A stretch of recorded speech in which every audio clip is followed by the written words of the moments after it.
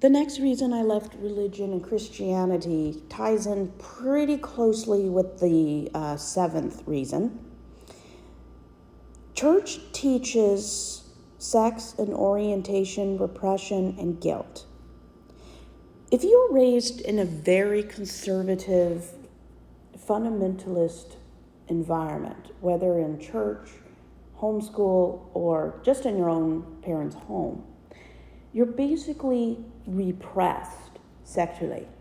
And for those who didn't grow up in this kind of extreme purity culture, I am so happy for you. But the fundamentalism I grew up in the Southern Baptist churches basically shamed people for having any sexual thoughts that didn't accompany marriage, family, or heteronormative expectations. I mean, I didn't even have a sexual awakening until I was 27 because my parents never talked about sex.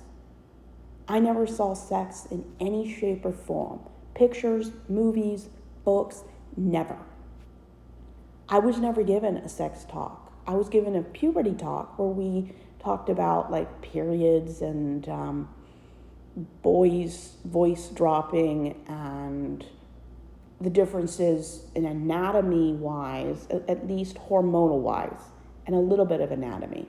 We never talked about specifics of what parts are different, but we did talk about how boys and girls change during puberty.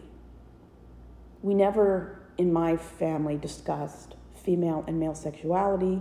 We never talked about consent, bodily autonomy, sovereignty over one's own personal space and decisions, never discussed.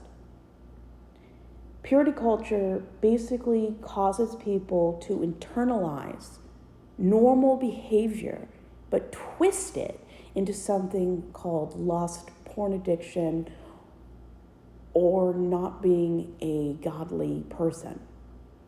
It is completely normal and natural to visually view people as attractive. It's okay to be aroused, provided you're not near kids where they can see certain arousal issues. But none of those things was ever discussed by any adults, not even by my siblings.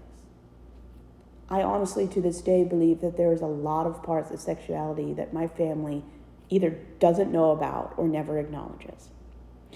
And it's so damaging.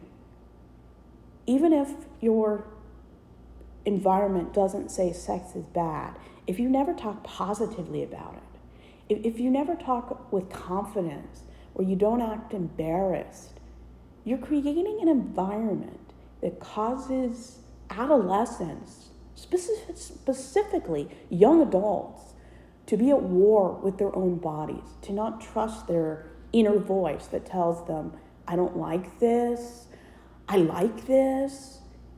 I mean, it is so damaging.